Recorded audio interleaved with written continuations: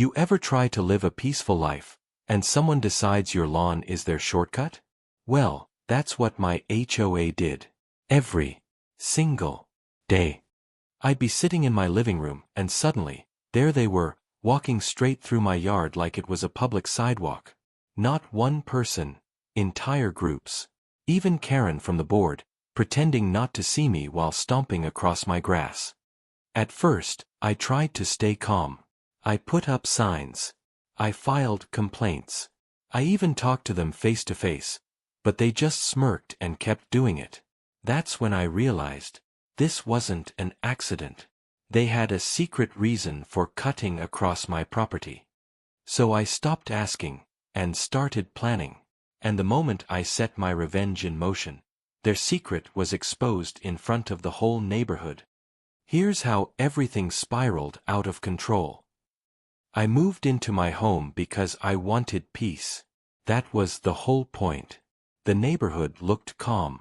The houses were well kept. And even though the HOA rules were strict, I thought, fine, most neighborhoods have that. I didn't think much of it. For the first few days, everything felt normal. I unpacked boxes, met a few neighbors, waved at people walking their dogs. Nothing unusual. But then, the first strange thing happened. One morning, I looked out my front window and saw a man casually walking right across my lawn. Not near it. Across it. Like my yard was a sidewalk. I actually blinked a few times, thinking maybe he slipped and cut through by accident. But that wasn't it. He had coffee in one hand and mail in the other, and he wasn't in any hurry. He didn't even glance at my house. Just walked through like it was his property. I stepped outside, a bit confused. "Morning," I said politely. He looked surprised that I even spoke. "Oh hey," he said. "Just taking a shortcut." I smiled awkwardly and said, "No problem," because honestly, I didn't want to start anything on day 4 of moving in. I didn't know that this was the beginning of something much bigger. Because the next day, another person cut across my lawn. And then, another. And then 2 more in the evening. Within a week, it became almost routine. People from the HOA, parents walking their kids to the bus stop, one lady walking her dog who let the dog pee right on my flower bed. Everyone just walked through like my lawn didn't exist. At first, I tried to reason with myself. Maybe they've been doing this for years. Maybe the previous owner didn't care. Maybe I should just let it go. But the more it happened, the more I felt something wasn't right. One morning I stood by the window, watching a group of 3 HOA members walk straight through my grass, clipboards in their hands, talking loudly as if they were touring the place. They didn't even bother stepping around the garden bed. One of them actually kicked a little solar light by accident, knocked it sideways, glanced down, and kept walking. And then I saw her for the first time. Karen. That's not her real name, but trust me, she earned the nickname. She had that look, sharp chin, stiff posture, eyes always narrowed like she was searching for something to complain about. I saw her point at my porch, mutter something to the others, then step directly across my lawn like she was marking territory. No wave. No greeting. She didn't even pretend to avoid my plants. By the time she reached the sidewalk, I was already on my porch. "Excuse me," I called out. All 3 turned around. "Yes," Karen said, lifting her chin. "I'd appreciate it if you didn't walk across my lawn," I said. "People have been doing it all week. It's damaging the grass." Karen shrugged, then gave me a smile, the type that wasn't a smile at all. "I understand," she said, "but this path has been used for years by residents and HOA board members. It's the fastest way to the community mailboxes." "That doesn't make it legal," I replied calmly. Karen blinked a few times, clearly not used to someone pushing back. She pulled out her clipboard, flipping through papers in dramatic slow motion. "Well," she said, "the previous owner never had an issue." I kept my voice steady. "I'm not the previous owner." She nodded, but the smile didn't reach her eyes. "Sure," she said. "We'll keep that in mind." But they didn't. The next day, more people cut across. A lot more. It was almost like Karen told the entire neighborhood to keep doing it. That's when the frustration started building. My grass was flattening. My plants were being stepped on. And the worn-down dirt trail they had literally created was embarrassing. I tried to handle it peacefully. I put up 2 simple signs: private property, please use sidewalk. By the next morning, one sign was knocked down. The other was rotated to face the wrong direction. I put them back up. And again, someone messed with them. So I brought it up to the HOA formally. I emailed them, explaining the problem. I attached photos of people trespassing. I even listed dates and times. Their response? Thank you for your concern. According to neighborhood tradition, residents may continue using established footpaths. If you wish to submit a formal property concern, please attend the next board meeting. Tradition. Since when is trespassing a tradition? I felt my patience cracking. So I attended the meeting. The boardroom was small, mostly folding chairs and a plastic table. Karen sat at the center like she was the queen of the neighborhood. Other board members looked bored, flipping through papers. When my turn came, I explained everything. Calmly, respectfully. Karen let out this tiny laugh under her breath, like my problem was just cute. Your lawn sits on an old community path, Karen said. It's existed for over 20 years. We expect residents to honor it. I stared at her. Honor it? It's on my property. I pay taxes on that land. Someone almost stepped on my cat yesterday. A man next to her leaned in. If you don't want to be part of the community culture, that's fine, but we can't force residents to change habits. So that was it. They weren't just ignoring the problem, they were defending it. And that's when something clicked inside me. Their behavior didn't feel casual or accidental. There was something more. Something they weren't saying. Because nobody protects a shortcut this aggressively unless they're hiding something. Maybe it was the way Karen avoided eye contact. Maybe it was how the others suddenly went quiet when I asked why they cared so much. Maybe it was the nervous look one of the board members gave me when Karen glared at him. But I knew. There was a reason they wanted people to keep walking through my yard. A reason they didn't want me blocking the path. A reason they needed access. I didn't know the secret yet. But I knew one thing. If the HOA wanted to play this game, I would play it better. And that's when my revenge plan began forming. Slowly, quietly, and carefully. Because if they wanted a fight over a strip of grass, they had no idea what was coming. After that HOA meeting, I walked home with this burning feeling in my chest. Not anger exactly. More like betrayal mixed with disbelief. I moved here for peace, and somehow my own neighborhood had turned into a battlefield over a patch of grass. But that night, something happened that changed everything. I was sitting in my living room around 9:30 p.m. when I heard footsteps outside. Not on the sidewalk. On my lawn. I stood up quietly and peeked through the blinds. And there she was. Karen. Walking across my yard alone, late at night, with a flashlight pointed at the ground. Not ahead of her, at the ground. Like she was looking for something. She bent down at one spot, brushed some leaves away, then walked a few more steps and tapped her shoe on the dirt. Then she pulled out a small notebook and wrote something. It wasn't a shortcut. It wasn't casual. It wasn't habit. She was inspecting the path. And that's when I realized. This wasn't random at all. Something was under that ground. Something the HOA wanted access to. And these traditions they kept talking about were just excuses. The next morning, I went out and looked at the exact area she inspected the night before. The dirt was disturbed. Not fresh, but definitely not natural grass wear. And as I stepped on it, something felt hollow, like there was space underneath. I stepped again. Same thing. And that's when the first piece of the puzzle clicked. It wasn't a shortcut. It was a hidden line. Water. Cable. Drainage.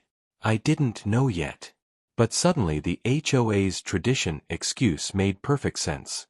If they admitted people couldn't walk there anymore, they'd also have to admit there was an unofficial, unregistered, probably illegal utility line running under my property. Because if it were legal, they would have told me. But instead, they hid it.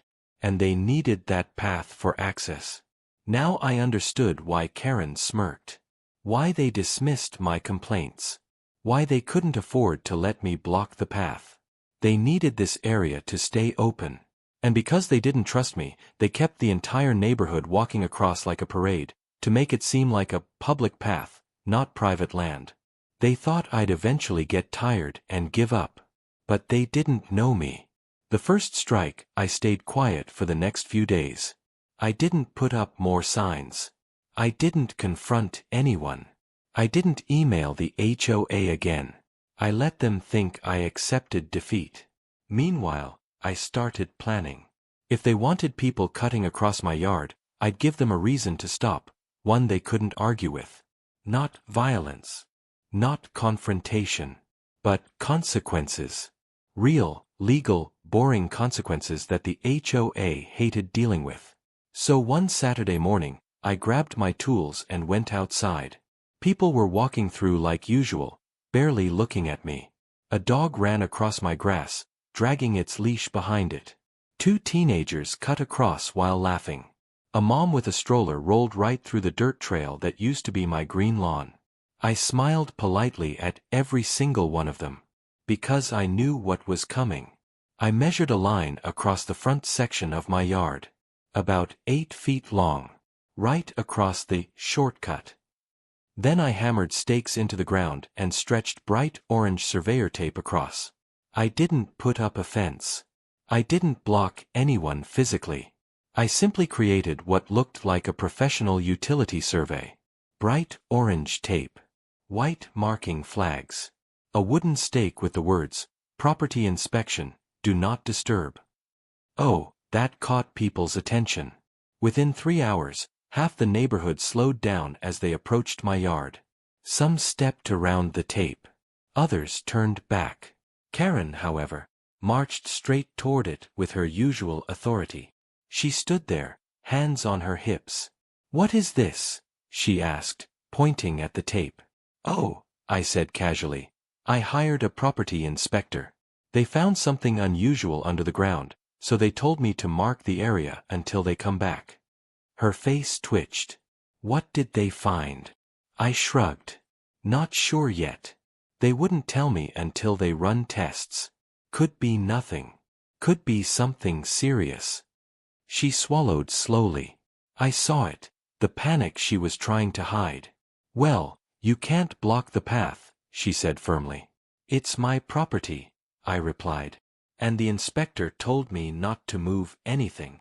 She opened her mouth to argue, then stopped. Because if she kept pushing, she risked admitting that this path was something the HOA depended on. And she wasn't ready to slip. She walked away without another word. But the message was clear, she was worried. And when Karen worried, the entire HOA felt it. The HOA's first move 2 days later, I got a letter taped to my door. Not in my mailbox. Taped. Like a passive-aggressive warning. It read, "You are in violation of HOA exterior modification guidelines. You must remove the stakes and tape immediately or face fines." I laughed out loud. They were panicking. I replied in writing, "These markers were installed on the advice of a licensed property inspector. Removing them could damage potential underground utilities or violate state safety codes." I didn't send it in a normal email. I sent it to all their official emails and CC'd the County Property Safety Office. That's when the HOA backed off, fast. Because once the county was CC'd, they couldn't do anything shady without risking exposure. For the first time in weeks, my yard was quiet. People started avoiding the shortcut. Kids walked around the long way. Neighbors whispered as they passed by. And Karen. She avoided eye contact for a whole week. That's when I knew I had leverage. But then, something strange happened one night, around 11 p.m. I heard footsteps again. Not casual ones. Slow. Careful. Sneaky. I grabbed my phone, stepped quietly to the window, and peeked out. It was one of the HOA board members. The tall, nervous-looking guy who sat next to Karen at the meeting. He wasn't walking across the yard this time. He was crouched down by the marked area, digging with his hands. No tools. Just his fingers. Like he was desperate. He kept glancing around, brushing dirt away, trying to uncover something. And the look on his face wasn't annoyance or entitlement. It was fear. Deep, anxious fear. That was the moment I realized Karen didn't just want the path open. They were hiding something. Something buried under my yard. And for the first time, I wasn't just annoyed. I was scared too. Because the HOA trespassing wasn't just disrespect. It wasn't tradition. It wasn't convenience. It was desperation. Which meant my problem was much bigger than a shortcut. And whatever they were hiding, they didn't want me to find it. That night, seeing the HOA board member digging in my yard with his bare hands changed everything for me. Until then, the whole situation had felt like an infuriating inconvenience, a boundary issue, a disrespect issue, a classic power play by a petty HOA.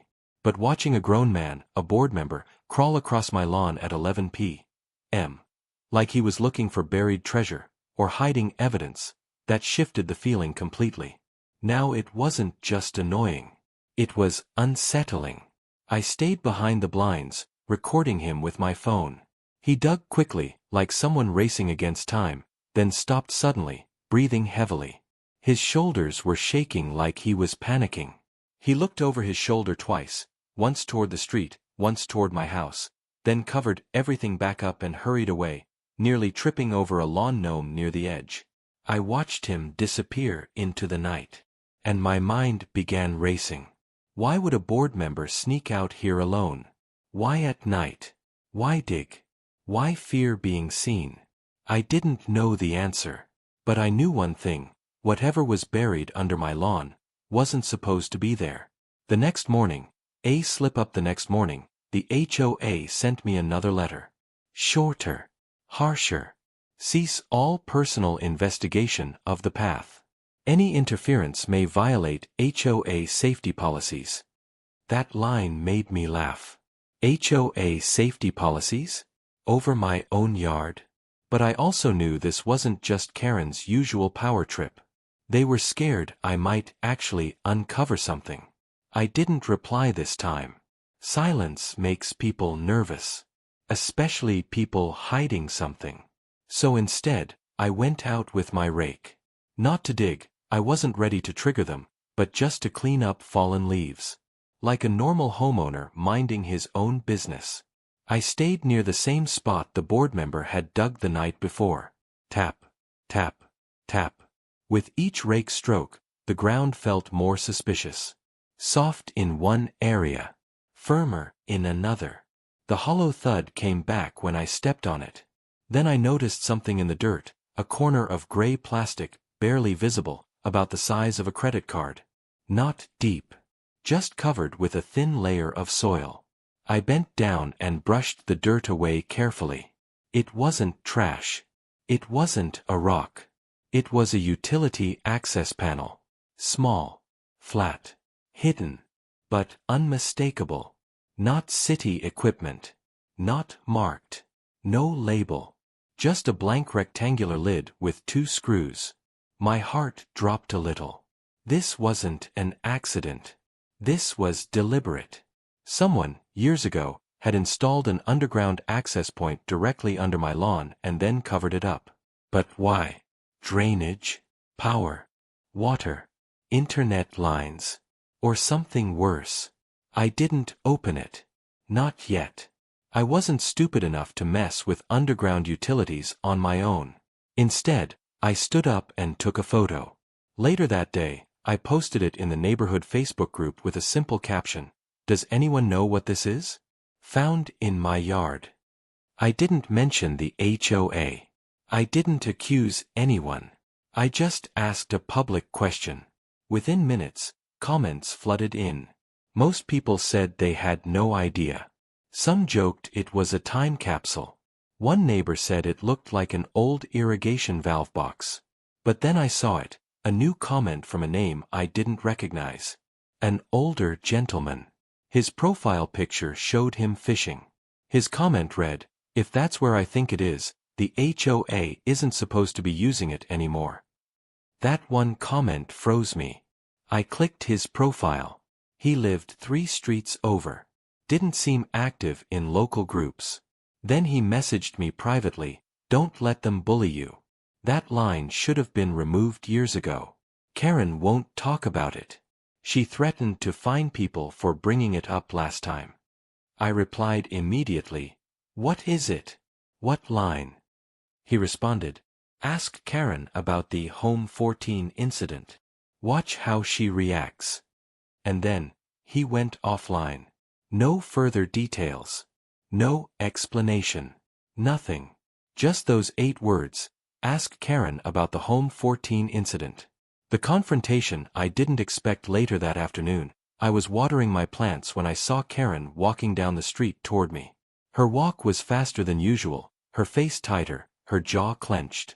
She didn't even say hello. "What did you post?" she demanded. I acted innocent. "Just asking what the plastic panel was."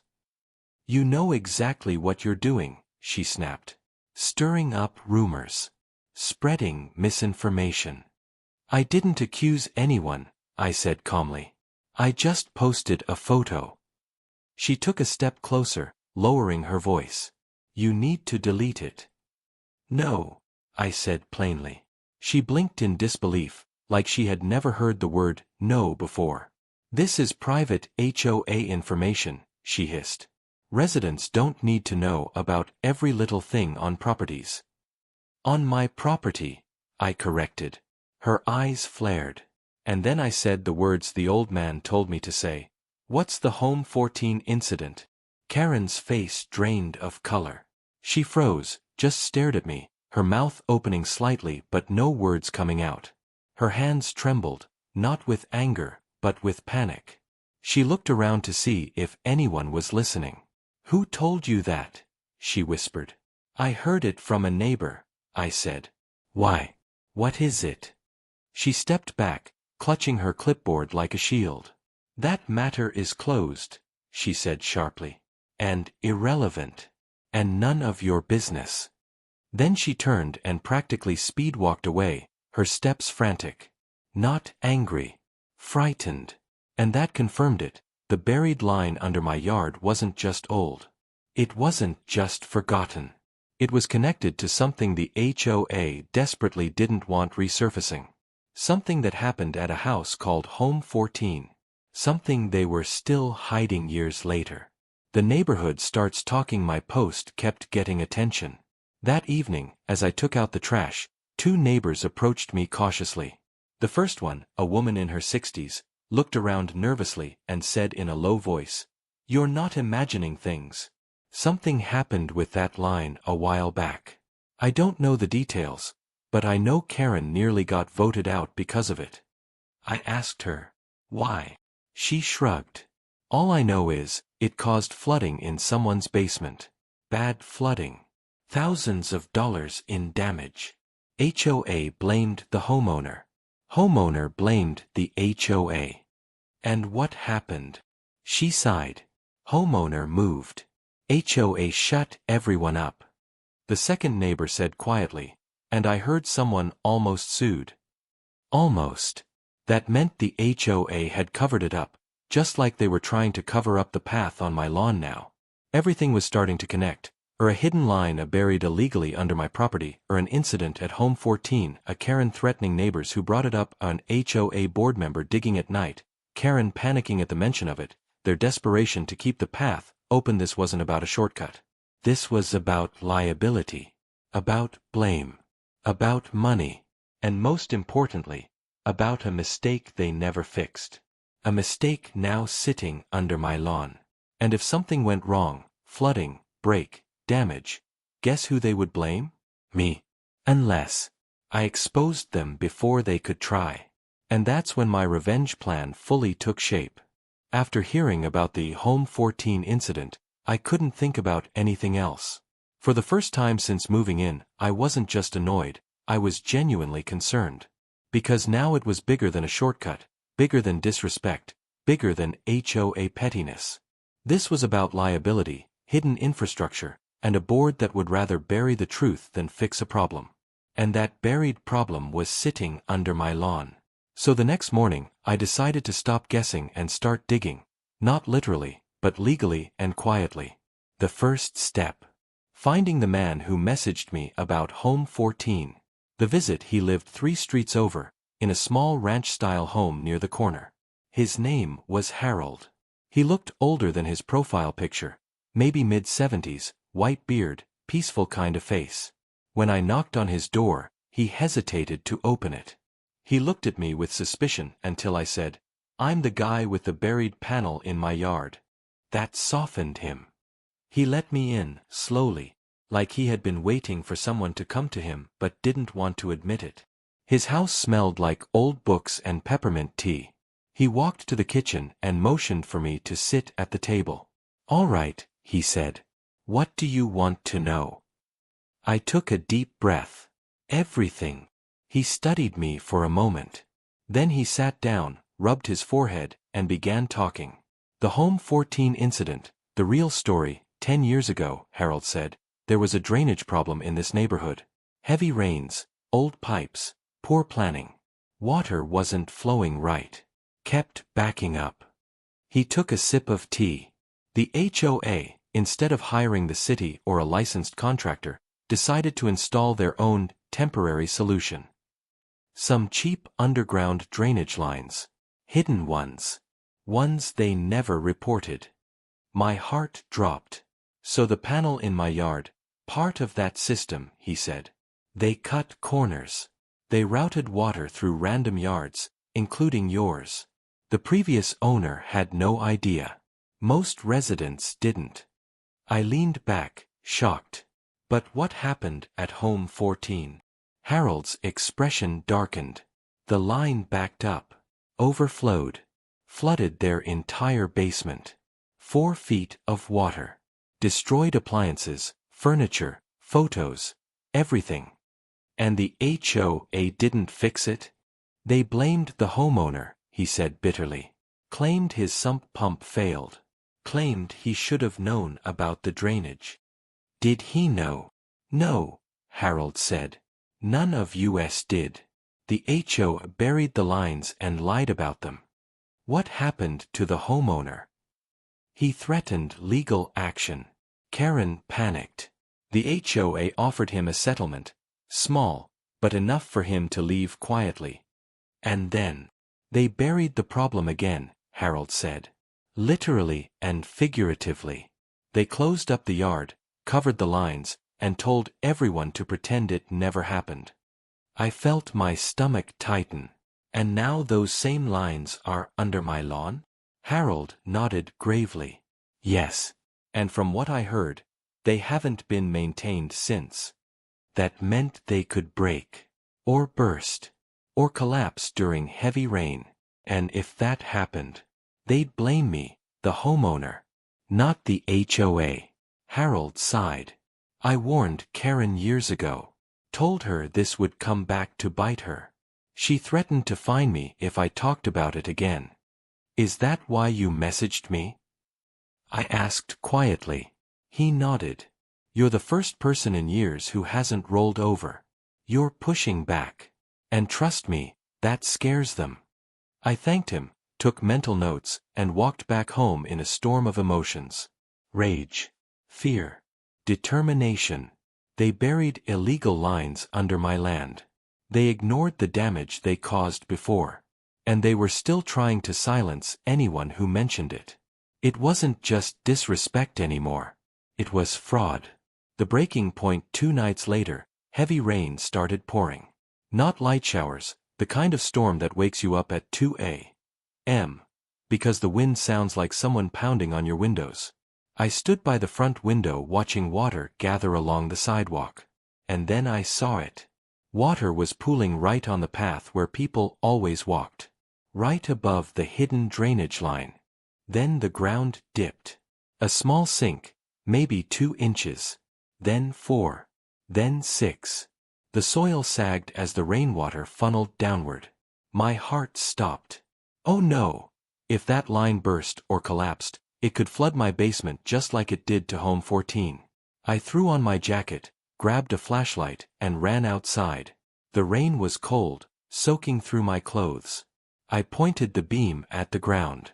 The dirt was swirling, sinking, forming a tiny whirlpool of muddy water. This wasn't normal. This was a line breaking under pressure. And if the HOA thought they could cover this up again, they were dead wrong. The HOA shows its hand the next morning. Despite the rain, I found Karen and 2 board members standing in my yard without even knocking. Karen looked furious and scared.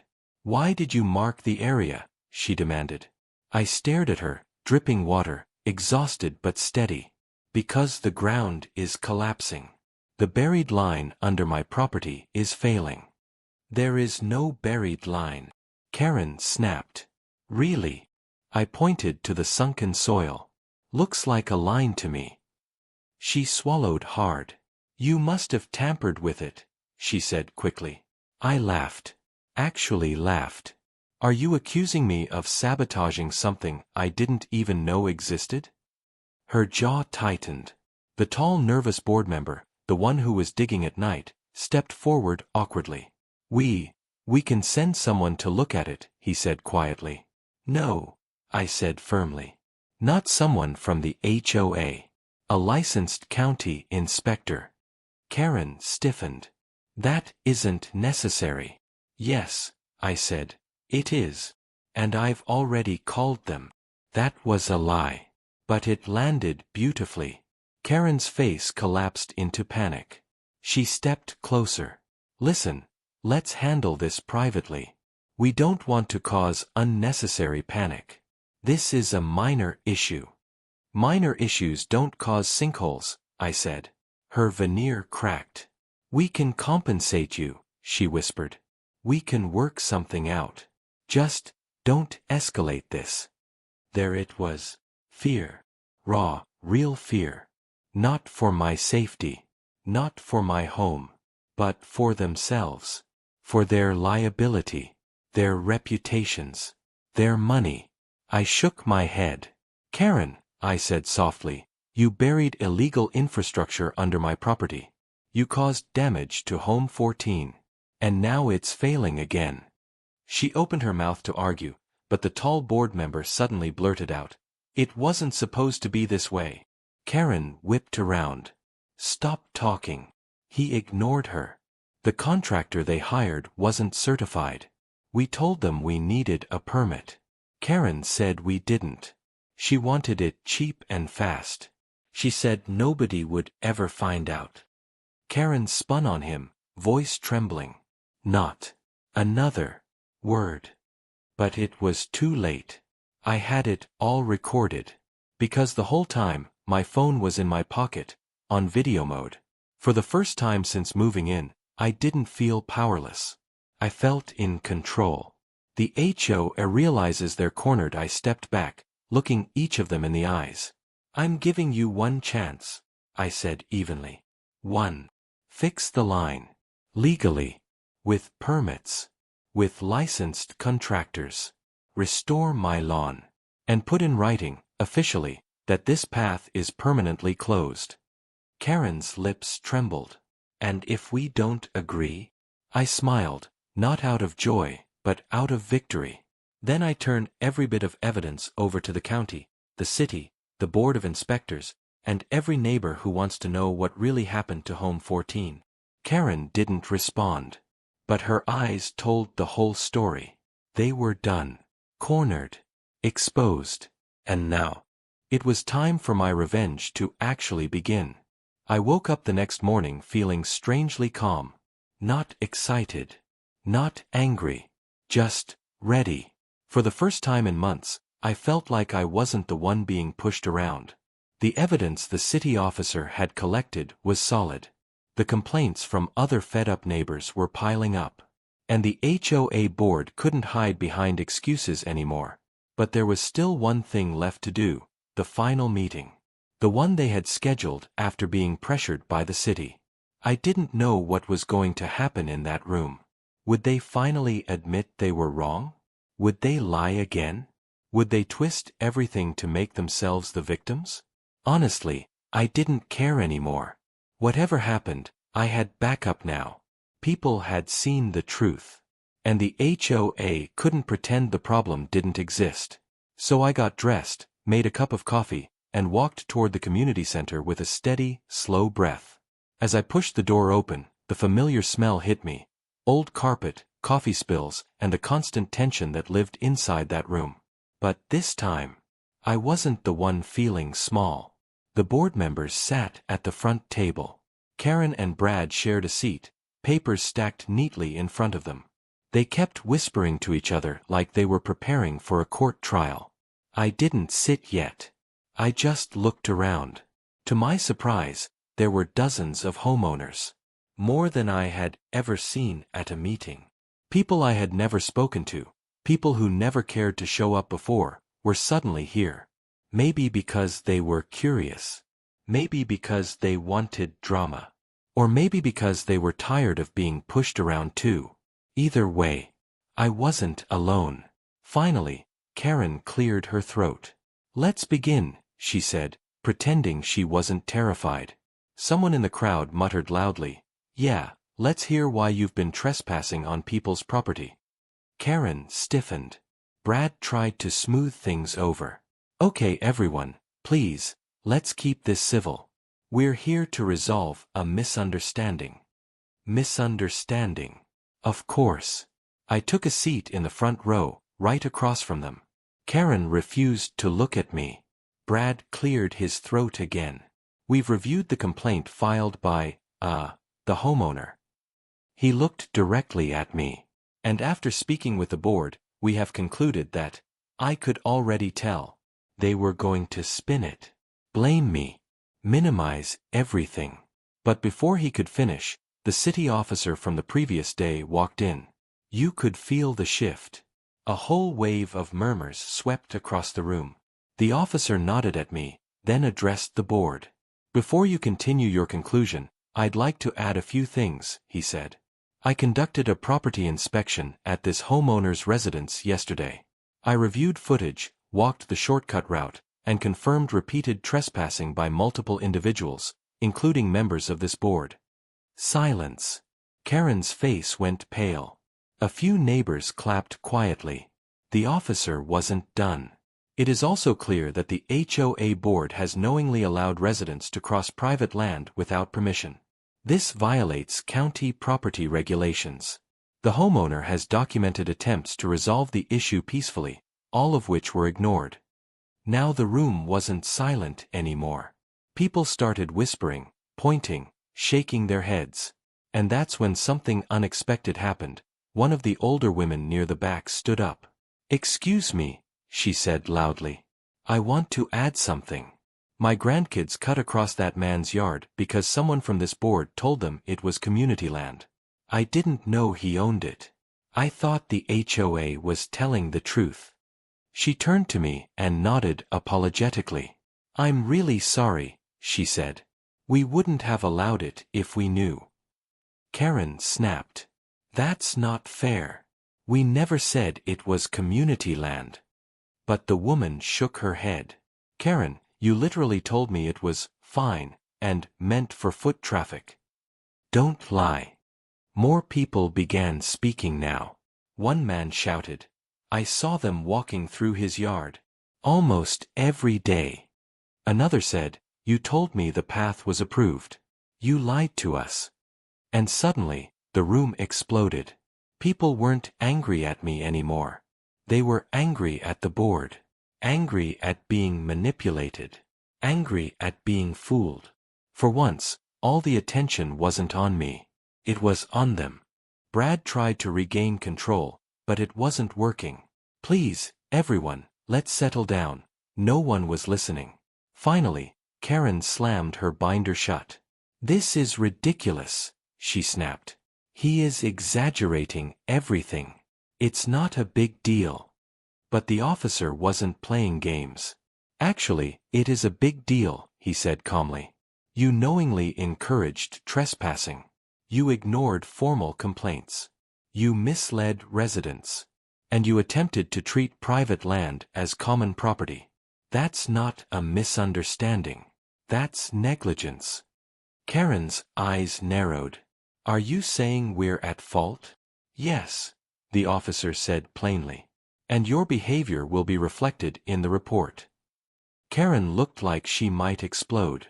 But then something even more surprising happened. Brad finally snapped, too. He stood up and pointed at her. This is your fault, he yelled. You told people the path was approved. You said he was being dramatic. You told me not to respond to his complaints. The room gasped. Karen stood up, furious. You agreed with me. Don't turn this on me. They began arguing, loud, messy, and unprofessional. I didn't even have to say a word. Their secret wasn't being revealed by me, they were exposing themselves. The argument went on for a full minute until another board member, a quiet older man named Richard, slammed his hand on the table. Enough, he barked. We have embarrassed ourselves enough today. He looked at me directly. I apologize for everything you've experienced, he said. You were right. We were wrong. The room went quiet again. Richard continued, as of today, the HOA will issue a formal written apology, adjust our property use guidelines, and notify all residents that your land is private, not open for foot traffic. Additionally, all board members involved in this issue will undergo review for misconduct. He glanced at Karen.